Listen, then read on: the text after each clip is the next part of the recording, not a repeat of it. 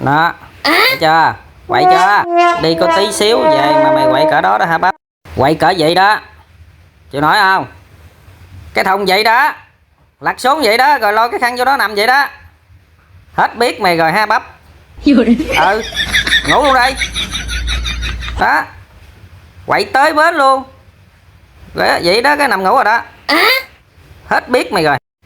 Ở ngoài không có chỗ nào ngủ hả? Vô đó nó mới ngủ được. Quậy tan canh luôn đó mày á.